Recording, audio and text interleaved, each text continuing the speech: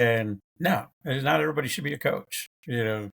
and we need to make sure. But as a coach, you have the first responsibility, particularly as a youth coach. The first responsibility you have is to develop those young people into loving the game and getting Yep. ready to hand them off to the next level of coaches and saying, "Hey, we've done our job. Maybe not on the fundamentals, maybe not even on how great they are, but with the enthusiasm and with teaching them some of the fundamentals of human nature more than anything. And I, at the early stages, they just need to enjoy the games and they just need to continue to develop. The development will continue to come because they'll get more competitive. They'll get more resilient.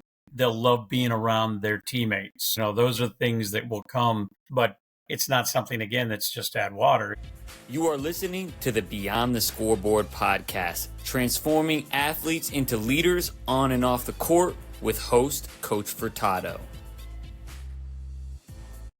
Coaches, are you ready to take your passion for coaching and turn it into a full-time career?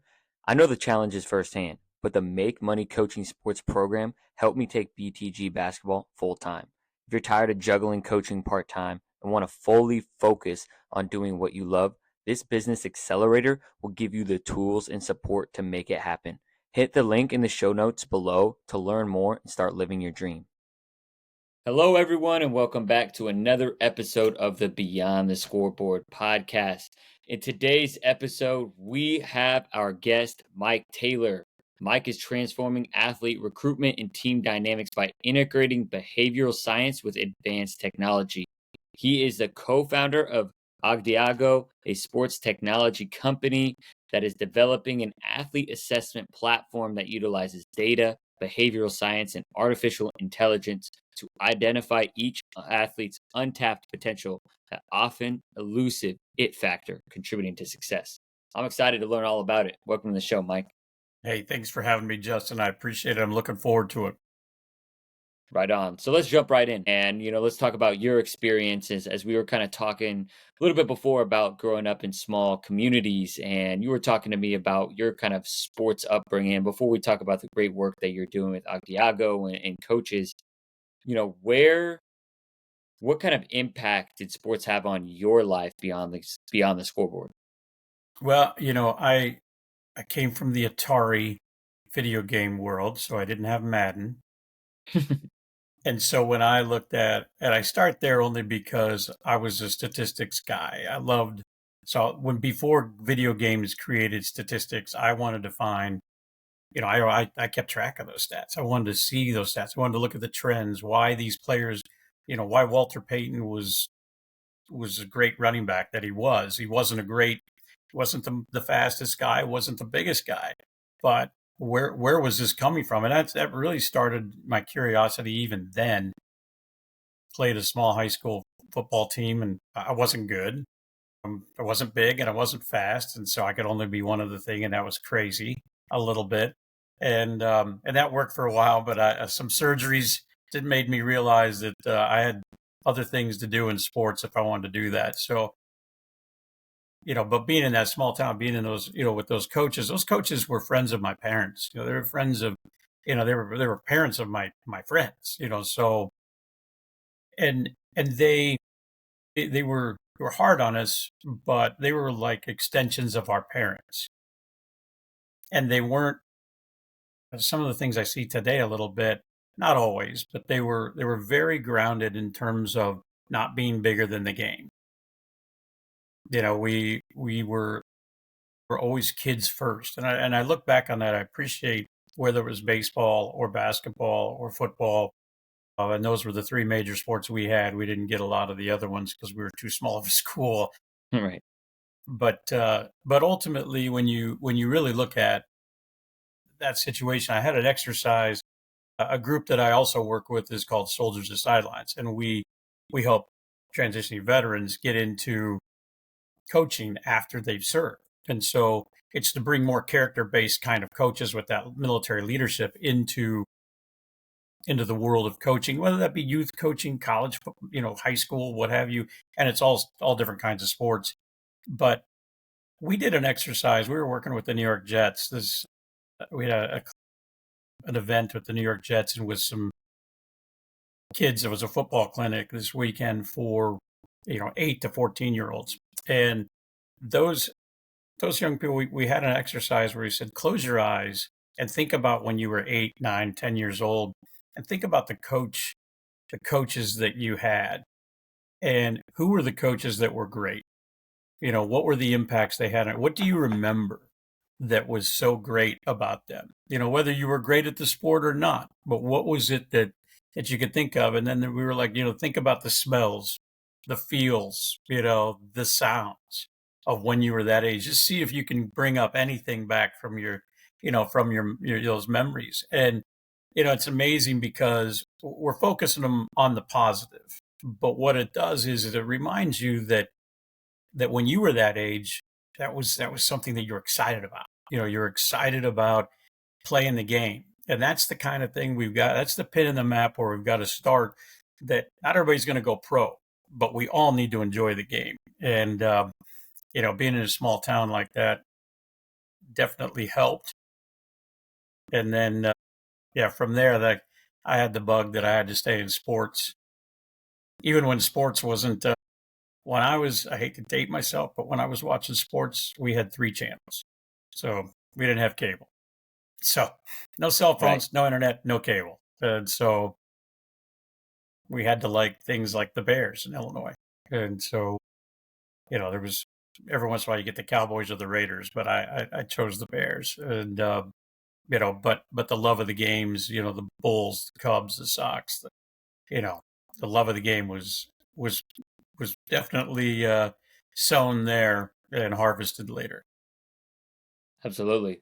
Yeah, and I can feel that love of the game, and it sticks with you forever, right? Whether you end up staying in sports and working in sports or just being a sports fanatic, right? It just Yep. sticks with you forever. And I think that's one of the most amazing things. And I want to go back to something that you said at the very beginning when you were talking about when you were watching Walter Payton and you're kind of just thinking about the why behind he's so great. And I'm sure there's been a big body of work that's gone into AgDiago and all the research. And I'm curious, when we're talking about statistics, what are some of those blends of, character traits that make athletes so great?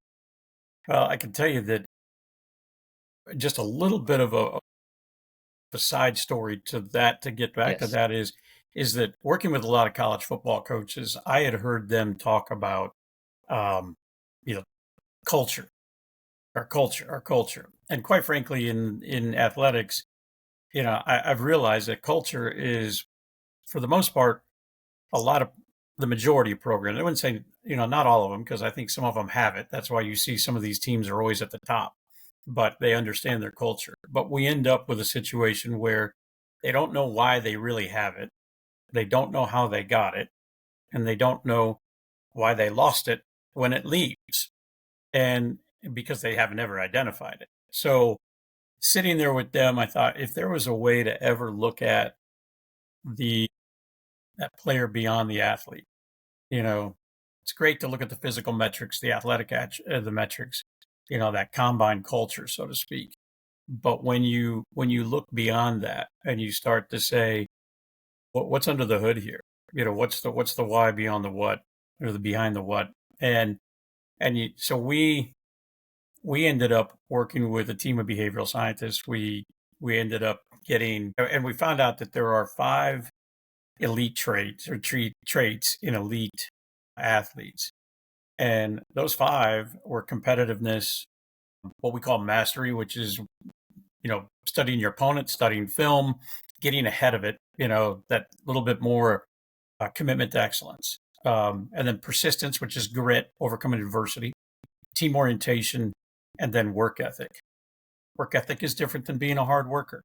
Hard worker is great. You can have somebody, you Justin, can coach me and say, "Hey, Mike, I need you to do this. I need you to do that," and I'll do it. And you might say, "Gosh, Mike does everything I ask." That is, in our world, that is not work ethic. Work ethic is what you do when Justin's not around. And are you a gym rat? Are you staying back to throw passes? With your wide receiver, what are you doing to do that extra stuff? And it's the structure you create for yourself. And so from that's where we started looking at, these are the things that bring out a different type of athlete than just You start to see the guy who doesn't really fit the mold of which I hate to use this word, prototypical athlete, because quite frankly, that doesn't exist. That's an imaginary thing that we think about, that the prototypical athlete should look like this. Well, it's the bigger, stronger, faster idea. But, like I said, Walter Payton was not a bigger, stronger, faster guy. Uh, he was, but he was special. And we all know that.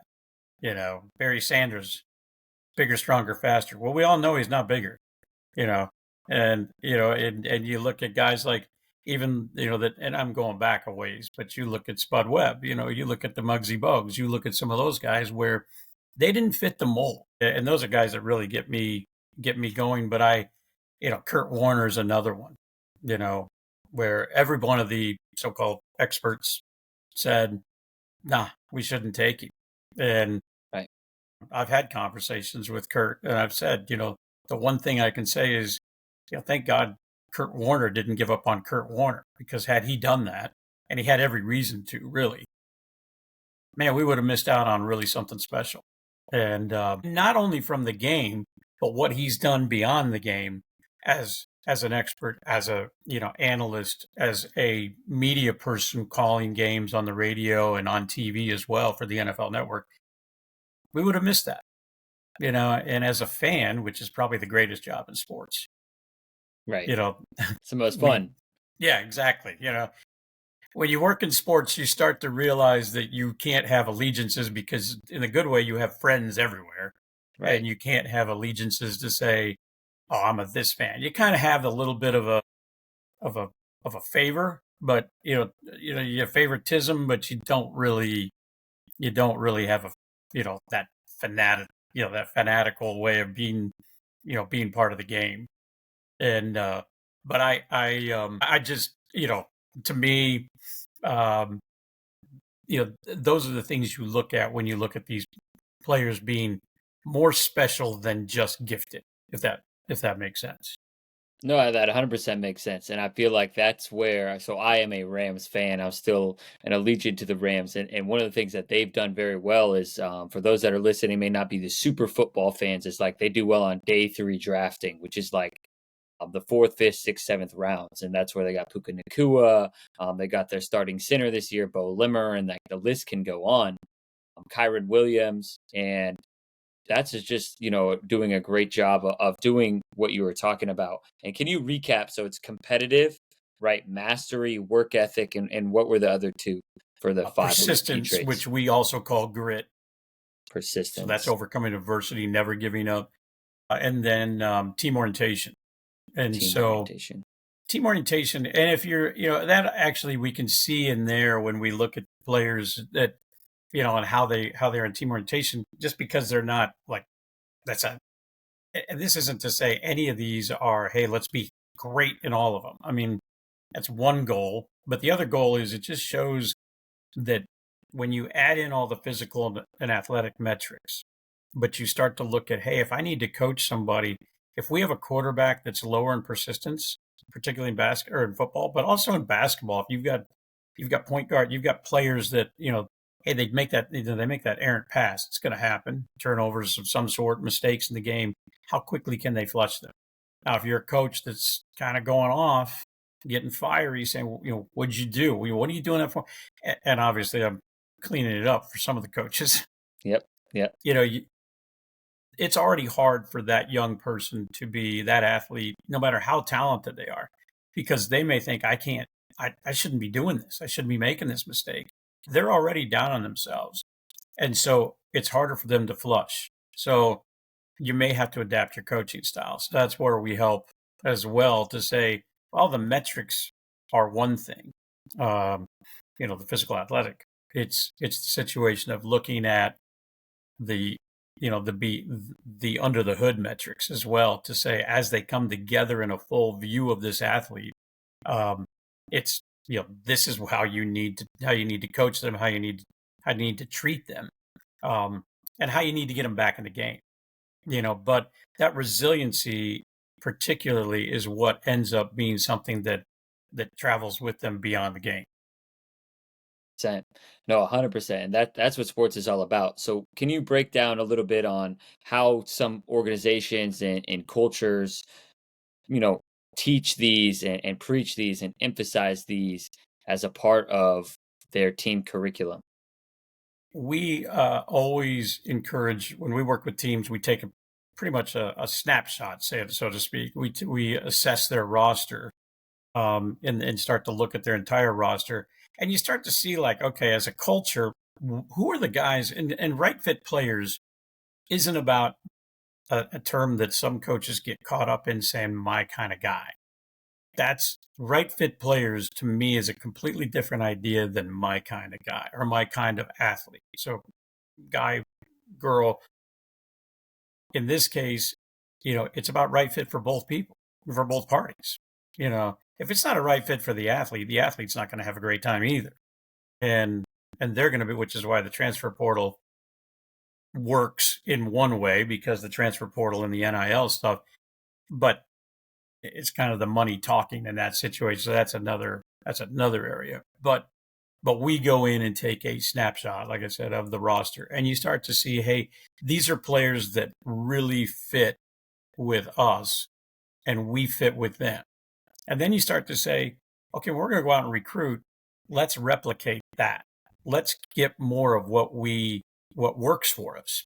And it just may be coaching styles. Coaching style at this school is different from that school. And it's just, and it could have an academic flavor to it because they can only, their recruiting standards are different. Their admission standards are different.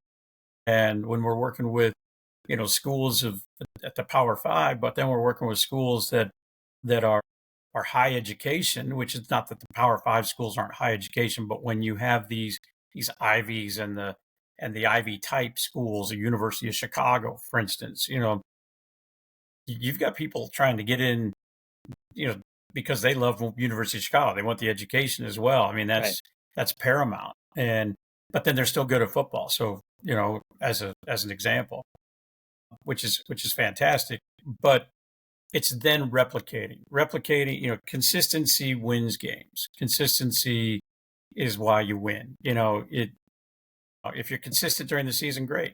But you want to be consistent over many seasons. But when you're consistent over many seasons and you've developed that culture, to us, that's what really gets to be, that's the special side of things. Because when you have this culture and you start to see the players that move through that culture, you start to look at those players, whether it be high school, youth, into college and beyond, then you start to look at the products that have been made through those systems.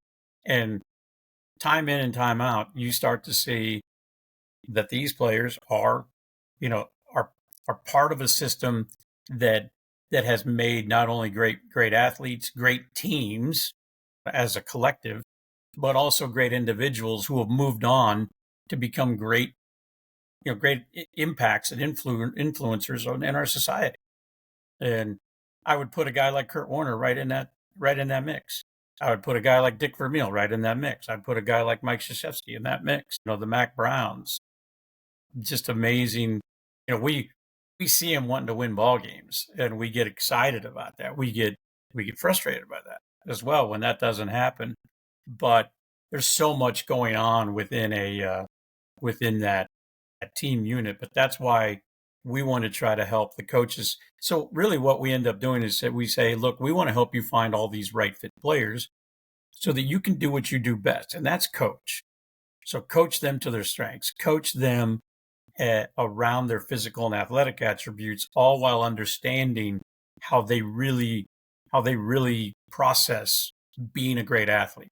And that's where these other attributes come in and creates that full circle view of how to make that bigger impact and influence on your athlete and grow them and maximize their potential to a level that maybe you didn't see in the beginning. It's one thing to see a guy that's a 5-star guy, and I'm, an athlete, 5-star athlete. I'm not a real big fan of the star system.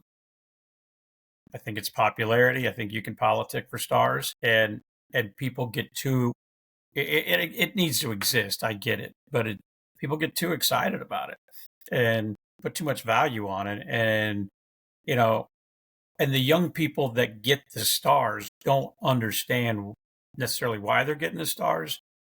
They just enjoy the fact they have them. It's like likes and everything else on social media.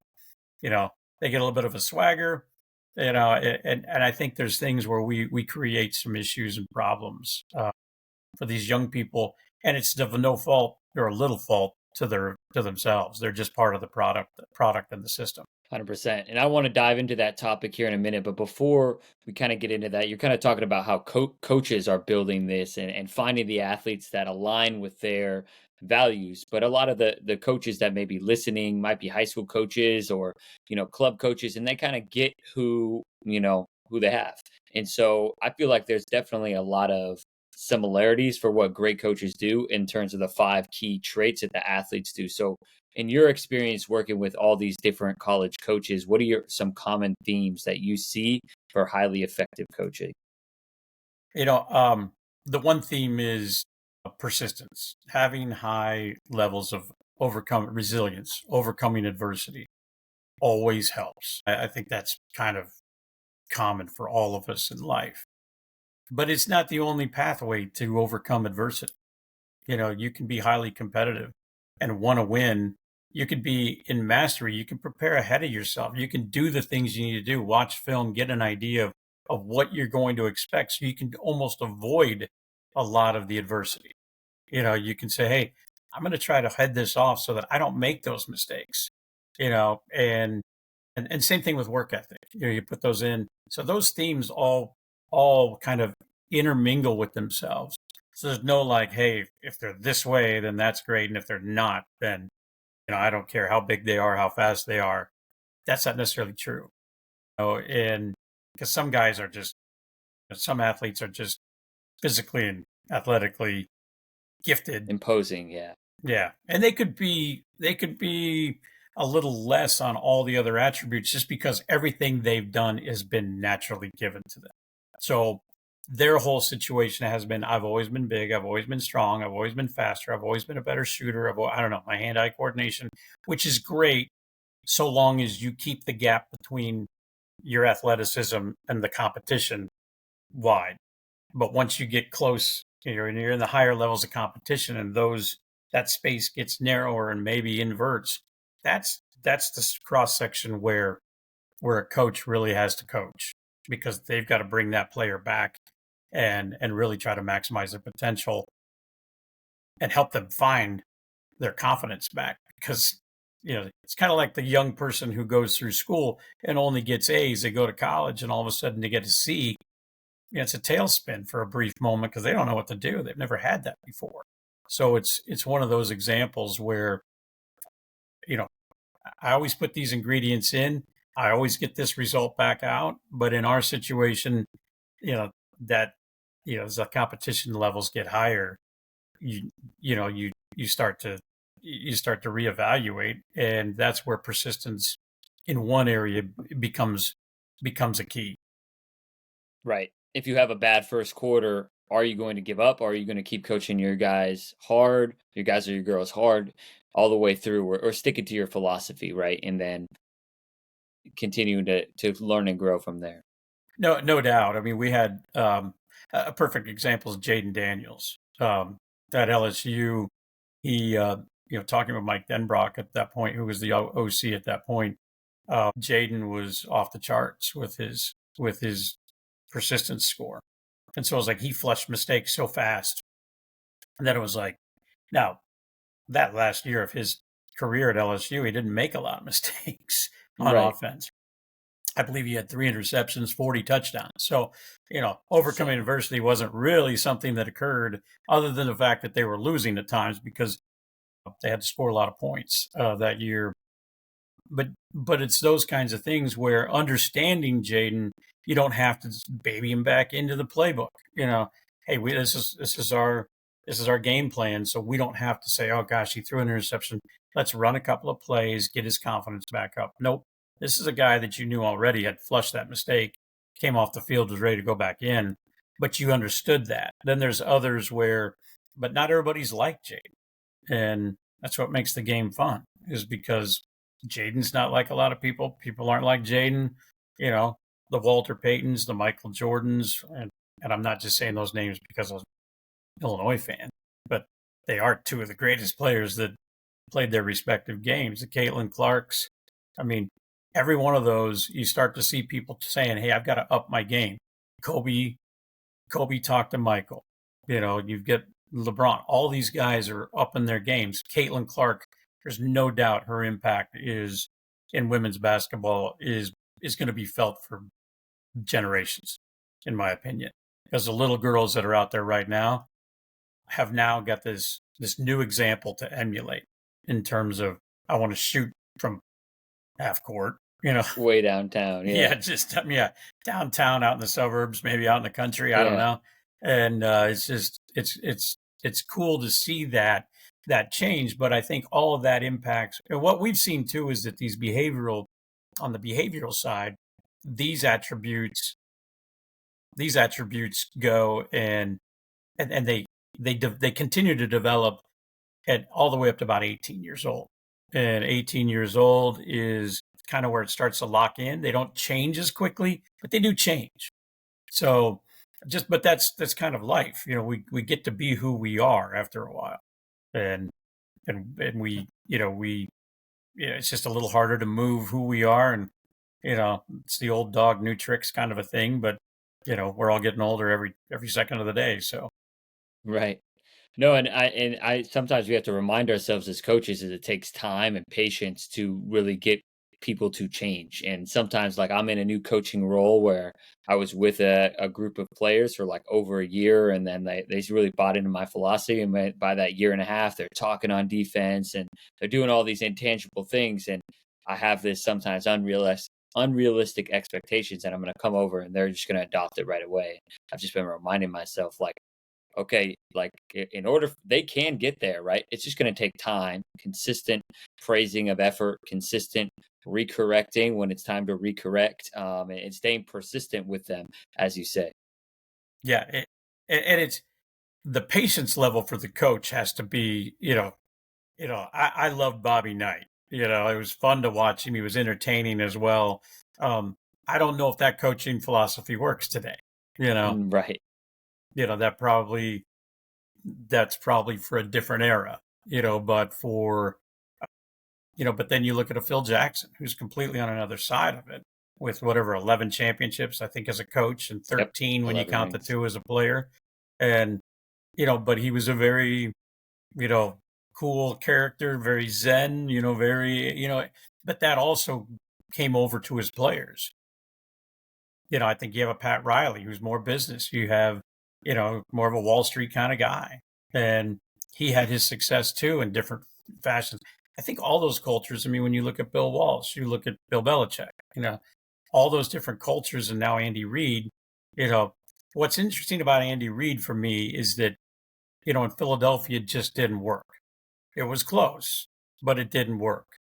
Now all of a sudden in Kansas City, the guy's Can't solidified the lose. Hall of he's solidified his gold jacket in Canton whenever he wants to get that. And yeah, he can't lose. I mean, he did this last week, but um, it's not even like, that's a panic button. You're like, can't win them all. And Right. and nobody's second guessing, everything that's going on there, like they are with other franchises. But it's that culture, and I think it just starts young, and you know, and I think we've all kind of started to drink out of these coffee mugs that really say the older we get, the better we were, and so we end up thinking I can coach, I played, and no, not everybody should be a coach, and we need to make sure. But as a coach, you have the first responsibility, particularly as a youth coach.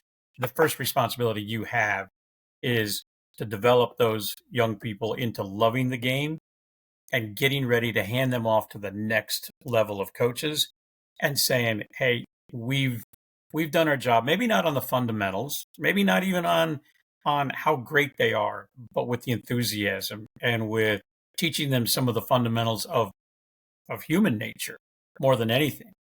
And at the early stages, they just need to enjoy the games, and they just need to continue to develop. The development will continue to come because they'll get more competitive, they'll get more resilient, they'll love being around their teammates. Those are things that will come, but it's not something, again, that's just add water. It's something that just takes time.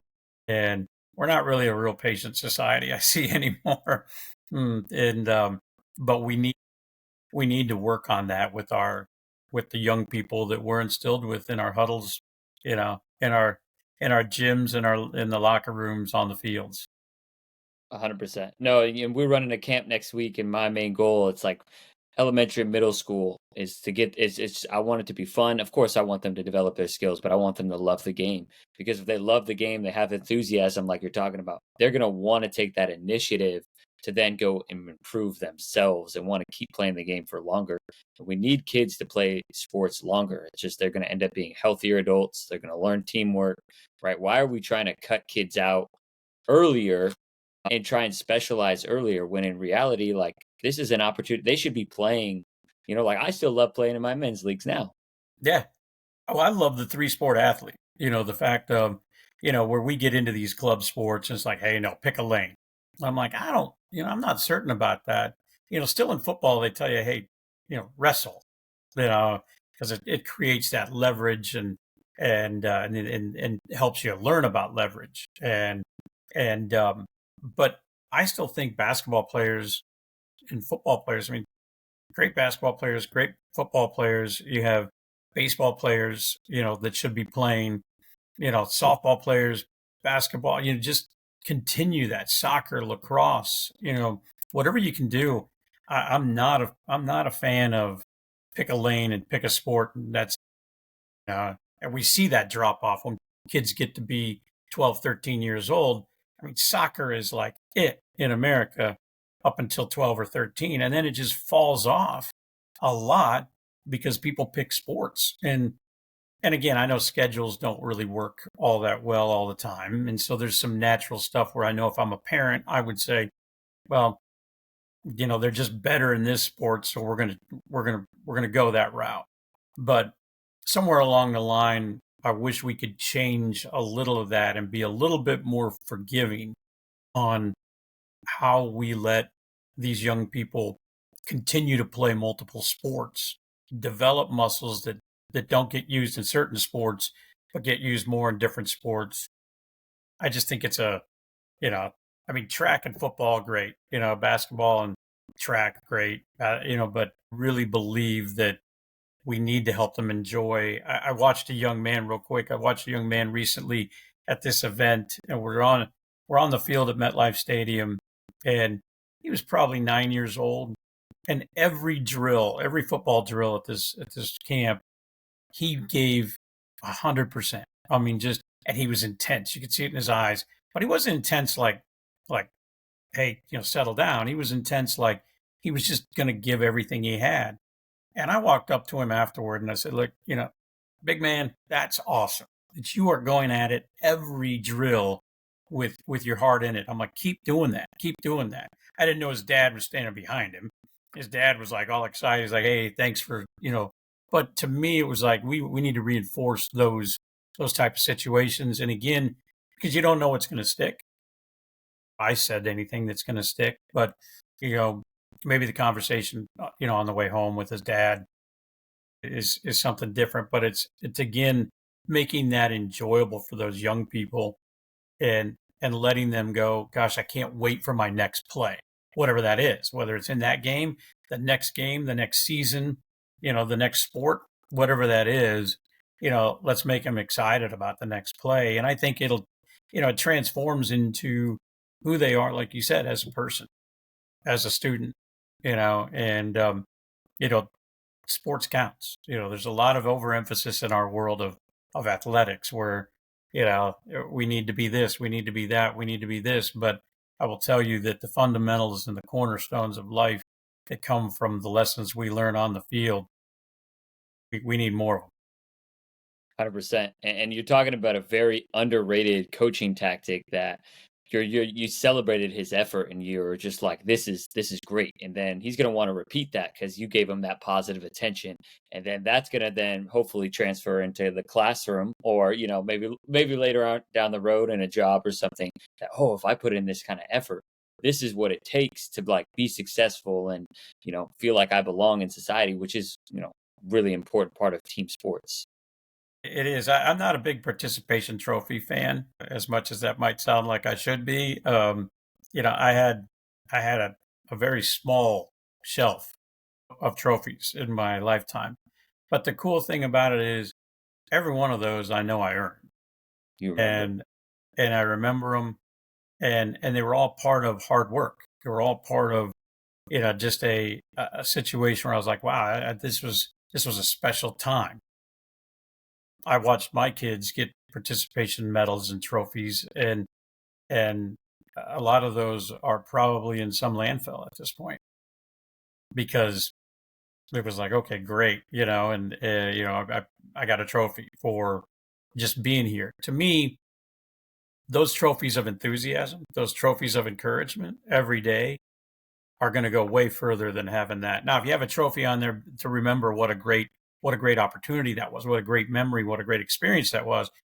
See, that's where I get a little gray with the gray area with the participation trophy. But I really believe that those participation trophies metaphorically should be given every day, and that's what brings kids back. That's the memories. That's the development that we're looking at, not just the development of a bunch of trophies that, oh yeah, I did play soccer when I was 12 or 8 or 6. And giving them for those character skills that you're talking about, right? Like, little Johnny, he didn't give up in the fourth quarter. He was still continuing to battle hard, right? And just like actually, instead of just, giving him, hey, this is little Johnny. He participated on our team in fourth grade recreation soccer, basketball.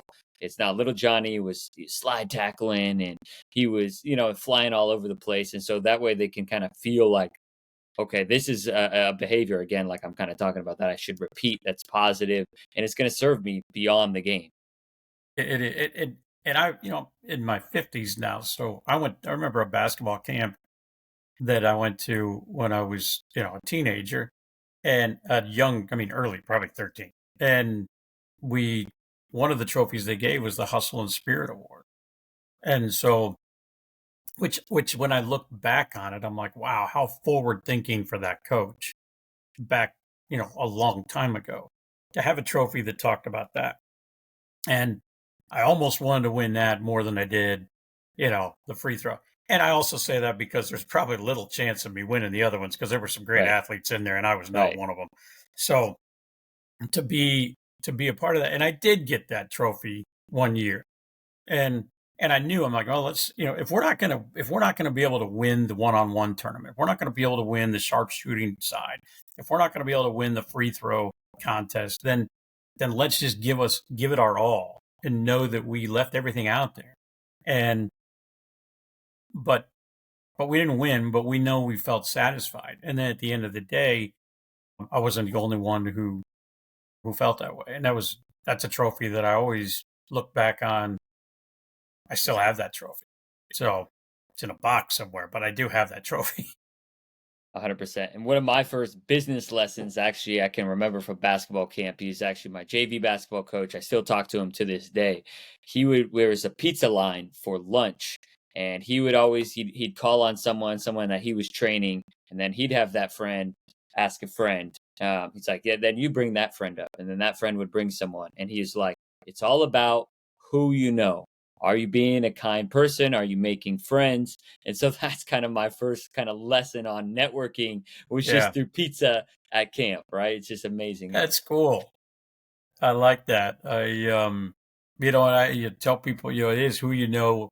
Then it becomes what you know, but then you get another group of who you knows, and it's that ladder that the rungs are just constantly who you know, what you know, who you know, what you know. But the ladder also is a terrible metaphor because it talks about going up, moving beyond people, and I don't think that's the case. I think it's more of a ripple effect where you're always part of the ripples that are there. It's just being the stone on the water that wherever you're at, and it doesn't mean like, well, you're one stone in the water when you're 13 and see where the ripples go.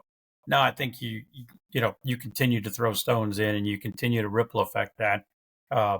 Particularly as a coach. I mean, that is the key thing again that sitting around we talked all the time about the power of influence at the American Football Coach Association.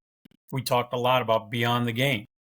And there were those things that when you have the power of influence, I remember a coach, Randy Walker, who was a coach at Northwestern and passed away young, 52, of a heart attack. But just with him a couple of months before that, when he passed away, and I said, I said, what do you think about that when you hear the term power of influence? And this was April of 2006. And he said, it's the right term. He goes, it's perfect because for us, if the high school coaches and the coaches before them did their job, the guys that we're going to get and start coaching here, what's going to make our job that much easier to take them to the next level. And that was the focus on the player, beyond the athlete. And to me, the individual, and that to me was something that I've always remembered about Randy, but I've always been, when you look at that power of influence, it is about, hey, if you don't think it's important today when you're coaching those young people at the beginning levels of sport, it's incredibly important. It's probably more important in many ways than it is at the college level, because somewhere along the line, those kids got the taste of that. They started to get the appetite for, hey, this is what I want to do. This is who I want to be. And, I think everybody's going to realize that I can't play anymore. But then what do you want to do? Well, it's those same fundamental principles that are going to shape those people in a majority way of, hey, this is who I want to be, whether it's in our community, in our homes, in the workplace, and it's just going to be that much greater of an impact on our society. And I know that sounds like rose-colored glasses, but to me, I've seen it work firsthand. And it's just a matter of getting everybody on the same playbook. You're in the same playbook and studying that and saying, hey, wins are important at the young age, but enjoyment is way more important in my opinion. Absolutely. And this podcast, the purpose is to serve as that playbook for the coaches and parents that are listening, so those kids can continue to play for longer. So for my final kind of question for you, and with our 2-minute warning left in the fourth quarter, is what's your kind of final words of wisdom for the coaches and parents to continue to make an impact on kids beyond the game? Well, for parents, I heard something the other day, and it was actually a coach that was also a parent, and you probably saw this as well, that he took his hat off. And he said when he took his hat off on the ride home, that meant we weren't going to talk about the game. I wouldn't talk about the game with my child. And I think there's some separation that needs to happen. We as parents sometimes are like, especially if we're familiar with the game, we'll start to say, hey, what'd you do? What happened there? Sometimes we just need a break. We need to leave some room between what happened on the court, what happened on the field, to what we need to discuss. Sometimes you think, well, let's do it while it's fresh. I think sometimes it's better to do it when we can all come to it in a different manner. And the kids probably are just trying to enjoy. They might even be thinking about the game. They might be thinking about what they want to do for the rest of the day. So I think as parents, it's still allowing, getting away from the idea of, man, my son or my daughter wasn't as good as that other player. They're falling behind. We got to get a scholarship. We got to do something, and college is too expensive. There's a lot of pressures that go on as parents, and I get that.